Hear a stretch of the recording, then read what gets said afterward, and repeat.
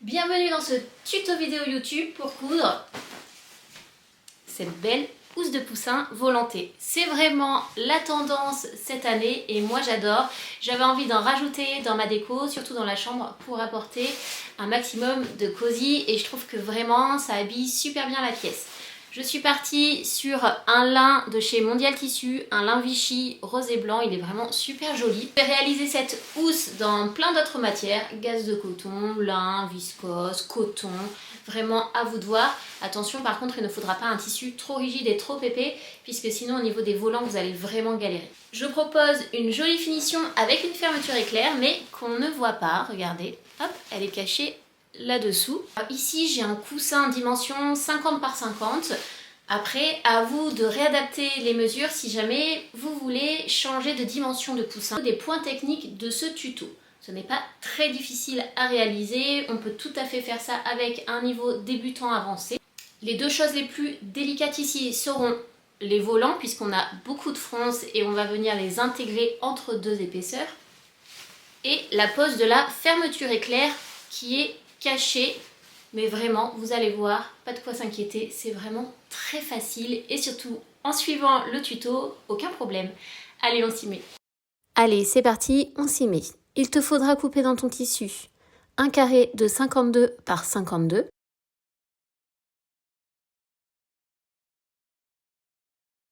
un rectangle de 47 cm par 52 cm,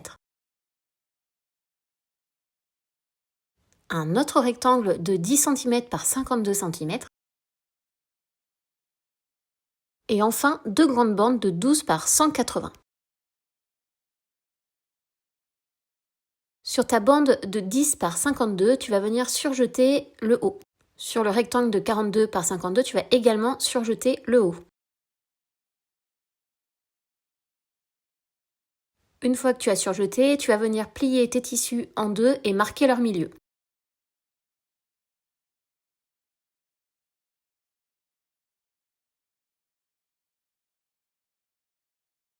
Tu prends maintenant ta fermeture à glissière, il te faudra une fermeture de 40 ou 45 cm max. Tu vas commencer par la plier en deux et marquer ses milieux en haut et en bas.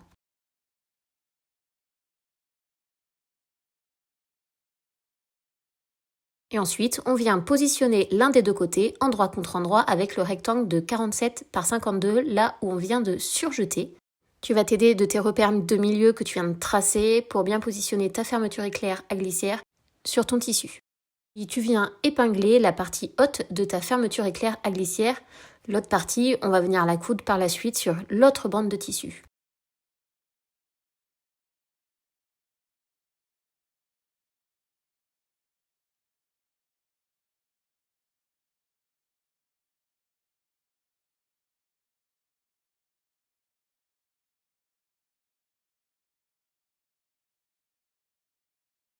Tu viens coudre avec ton pied à fermeture éclair glissière au plus près de la glyphe. Donc pour ce faire, tu changes de pied, tu te munis de ton pied à fermeture éclair glissière. Chaque machine est vendue avec un pied à fermeture. Je t'invite à regarder à quoi ressemble le tien si jamais tu t'en es jamais servi. Au démarrage, tu vas un petit peu ouvrir ta fermeture pour pousser le curseur et tu vas faire quelques points sur quelques centimètres. Une fois que tu as cousu sur plusieurs centimètres, tu vas lever ton pied à fermeture éclair à glissière, pousser ton curseur et continuer ta couture. Comme ça, tu vas avoir quelque chose de bien droit. Pour piquer ta fermeture éclair à glissière, je te conseille d'utiliser un point assez long, 3 mm de long par exemple, c'est plutôt pas mal.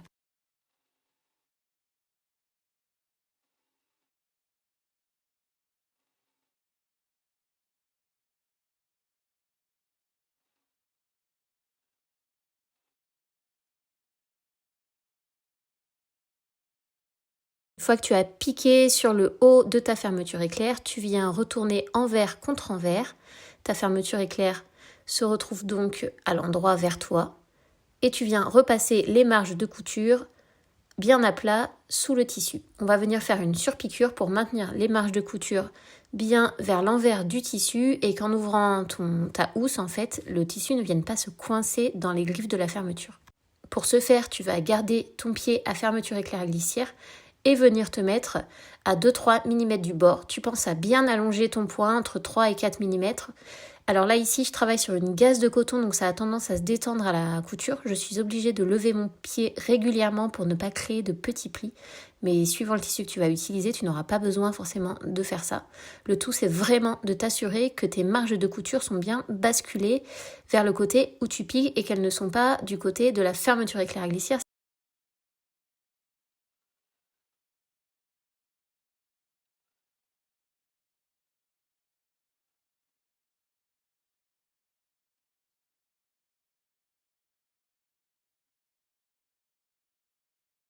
Une fois que tu as piqué ta fermeture sur la bande de tissu précédente, tu viens prendre ton autre bande de tissu de 10 par 52 et sur l'endroit du tissu, tu viens me marquer un repère à 2,5 du bord tout le long.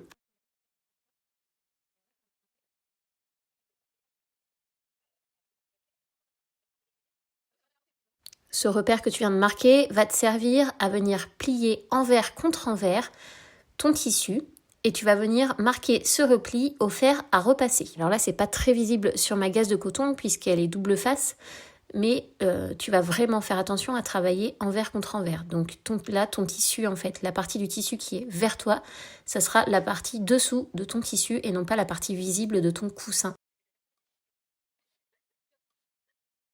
Tu viens épingler maintenant l'endroit du repli que tu viens de créer sur l'endroit de la fermeture éclair à glissière qui est resté non assemblé avec le tissu. Donc là, je te montre, c'est vraiment important. Il faut que tu laisses le repli bien marqué, mais quand tu vas venir épingler, tu défais le repli que tu viens de faire au fer à repasser. Tu l'ouvres en fait. Et tu viens assembler en te mettant du côté de la fermeture éclair. Comme ça, tu verras mieux ton travail. Ça te permettra de bien travailler les côtés et de bien assembler ton tissu.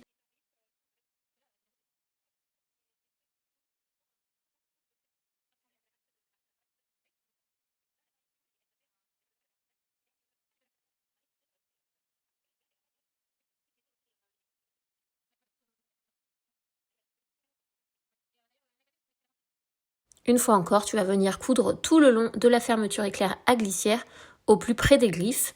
Donc tu te munis encore une fois de ton pied spécial fermeture éclair. Encore une fois, je te rappelle également qu'il va falloir que tu allonges un petit peu ton point à 3 mm. Et si tu as un tissu comme le mien qui a tendance à faire des plis, tu penses à bien lisser ton tissu au fur et à mesure de la couture. Tu vérifies que tu n'as pas de faux plis sous le pied.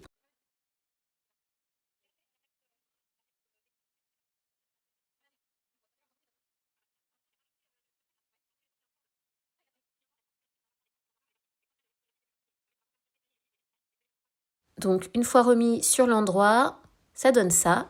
Ta fermeture est cachée sous le repli qu'on a créé. Et là, on va venir faire une surpiqûre pour que ce repli ne puisse pas s'ouvrir.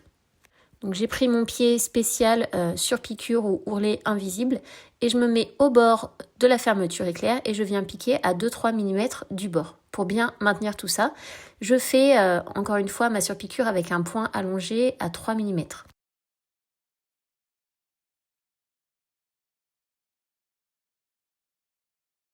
Maintenant, avec des épingles, tu vas venir me maintenir les côtés ensemble pour qu'ils se superposent bien sur 1 cm.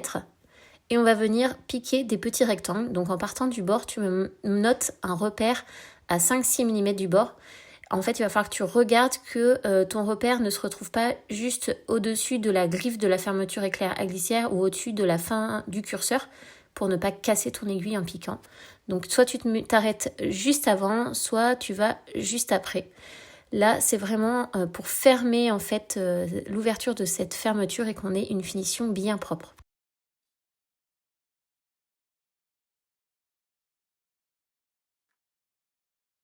Donc là, on va venir faire une surpiqûre à l'endroit que je t'indique sur la vidéo, à 2-3 mm du bord. Et on pense à bien faire un point d'arrêt pour que la couture ne se déchire pas à force d'ouvrir et de fermer la housse de coussin.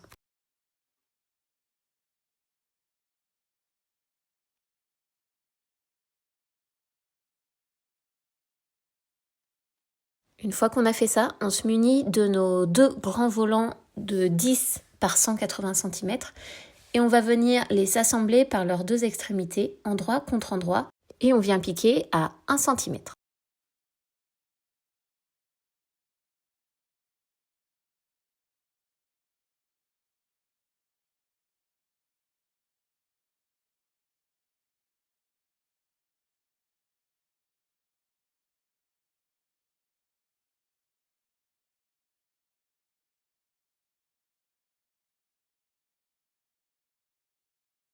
Une fois qu'on a piqué nos deux côtés, on vient ouvrir les marges de couture au fer à repasser et on replie tout le pourtour de la bande envers contre envers.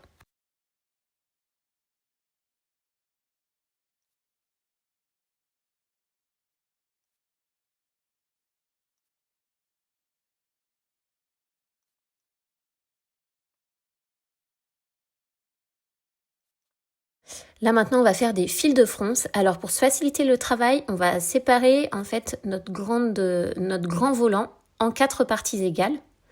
Et on va venir noter soit à l'aide d'un stylo friction ou d'une craie, ou alors avec des épingles, ou en crantant légèrement ces 4 parties. Et plutôt que de venir faire un seul fil de fronce, ou des fronces en une seule fois, on va venir faire nos fronces en 4 étapes. Ça va permettre en fait de froncer beaucoup plus facilement que si on mettait des fils de fronce sur la totalité du morceau en une seule fois. On risque déjà de casser nos fils de fronce et puis alors ça devient vraiment une galère. Donc là, je vous montre comment je procède quand j'ai des grands volants à froncer. Je sépare en fait le volant en 4 parties égales et je viens froncer en mettant 2 fils de fronce à chaque fois entre ces 4 parties. Pour ce faire, sur ma machine à coudre, je viens bien tirer le fil de canette. Je baisse la tension de ma machine soit au minimum, soit vraiment sur la Bernina par exemple, si je baisse au minimum, la couture ne marche pas. Je me mets à 3 de tension en moyenne et j'allonge mon point au maximum. À chaque fois, on va faire un premier fil de fronce à 0,5 du bord.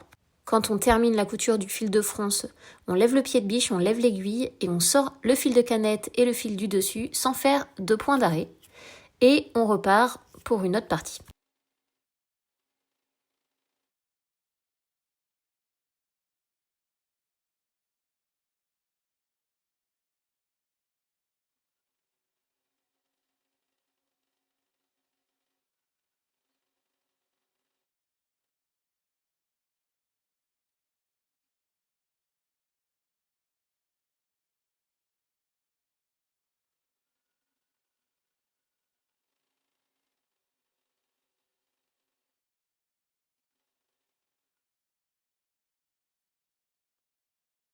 Une fois que nos 4 premiers fils de fronce à 0,5 cm sont cousus, on va venir en coudre un deuxième en mettant le bord du pied de biche sur le bord du premier fil de fronce et on met l'aiguille la plus à gauche possible. Donc ici, moi, je suis à 1,5. Donc à l'arrivée, je me retrouve à 2 cm du bord. Pourquoi je fais ça? C'est pour ensuite, quand je vais venir assembler à 1 cm, ça va me permettre d'assembler pile poil entre mes fils de fronce et le fait de ne pas coudre dans les fils de fronce, ça me permet de les enlever vraiment facilement parce que sinon c'est une vraie galère. Donc là encore une fois, on refait 4 fils de fronce et là, une fois encore, on fait à 2 cm du bord.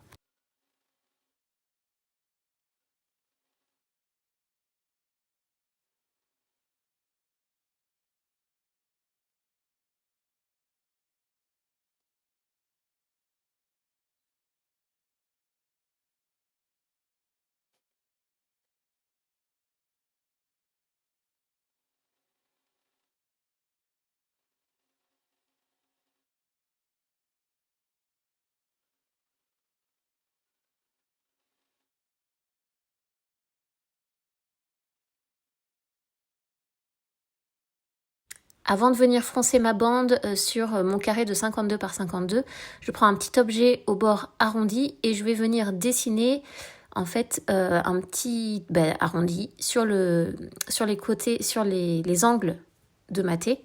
Pourquoi? C'est parce que ça sera beaucoup plus joli en finition et beaucoup plus facile de venir froncer sur un arrondi que sur une finition carrée.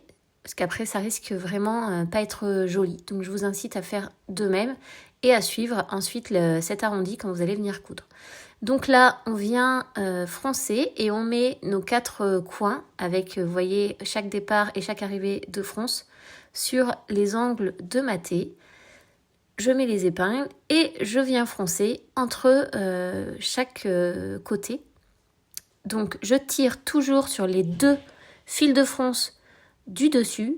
Pourquoi c'est important? C'est que si vous tirez sur les fils de fronce côté canette, vous risquez de bloquer vos fronces et ne plus arriver à venir les tirer et les équilibrer. En fait, on vient tirer sur les fils de fronce côté canette quand on a la bonne dimension et ça permet de faire ce qu'on appelle le blocage des fronces. Donc là, c'est ce que je suis en train de faire. Ça me permet en fait de serrer le tissu et que mes fronces ne se détendent pas. Une fois que j'ai fait ça, je viens équilibrer mes fronces sur toute la largeur de la partie que je veux froncer. Et après, je viens enrouler mes fils autour de mon aiguille de départ ou d'arrivée pour bien les caler.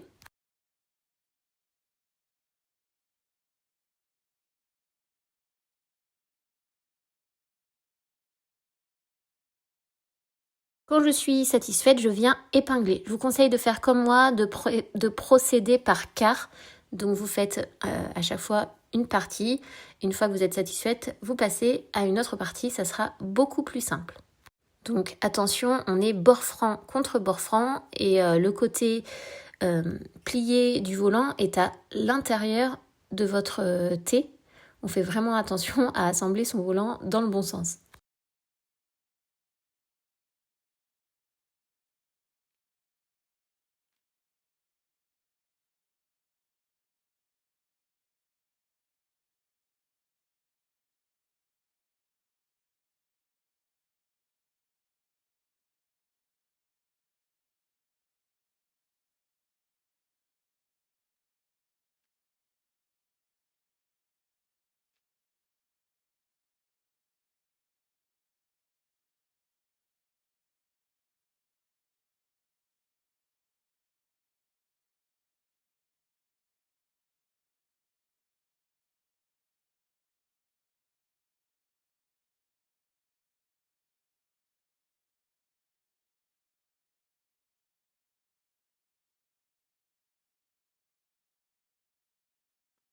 Petite astuce pour vous faciliter la couture et pour bloquer vos fronces, avant de venir coudre, vous allez passer un coup de fer à repasser et comme ça, pour bâtir vos fronces sur la T, ça sera beaucoup plus simple. Donc là, on vient bâtir tout notre volant sur le pourtour de la T, enfin de cette partie de la T.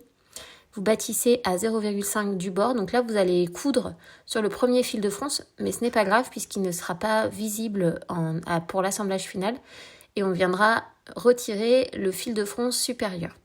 Donc là, vous venez assembler sur tout le pourtour. Vous pouvez faire avec un point assez long. Moi, là, je couds à 3 mm du bord. Vous faites attention à bien lisser votre tissu, bien étirer tout ça pour ne pas avoir de faux plis en dessous du volant une fois que vous avez assemblé.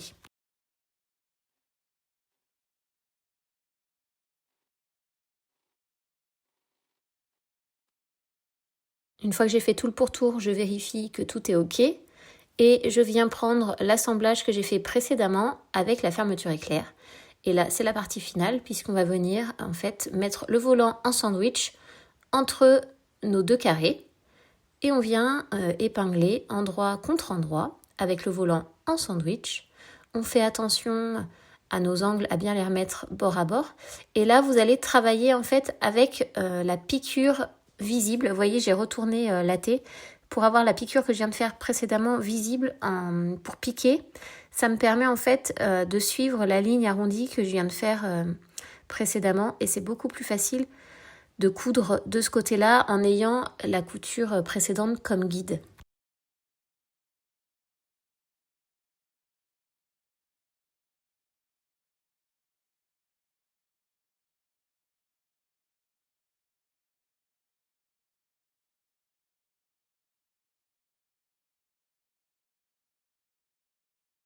Donc là, il ne vous reste plus qu'à venir assembler tout le pourtour du coussin à 1 cm.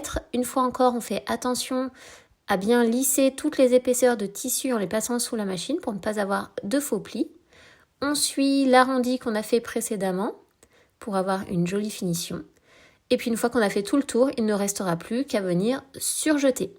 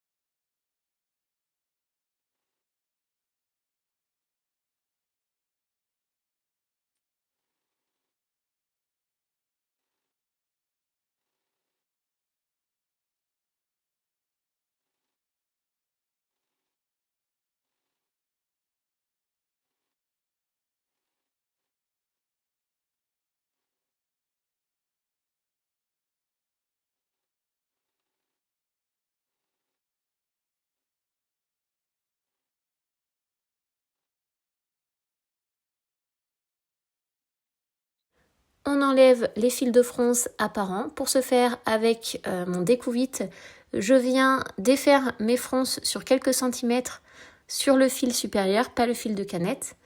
Et je fais pareil à chaque extrémité du fil de fronce. Et ensuite, quand j'ai fait ça, comme j'ai défait la tension en fait du fil de fronce, je n'ai plus qu'à venir tirer délicatement sur le fil supérieur. Vous allez voir, il va venir tout seul. Et comme ça, le fil inférieur, il va s'enlever comme par magie.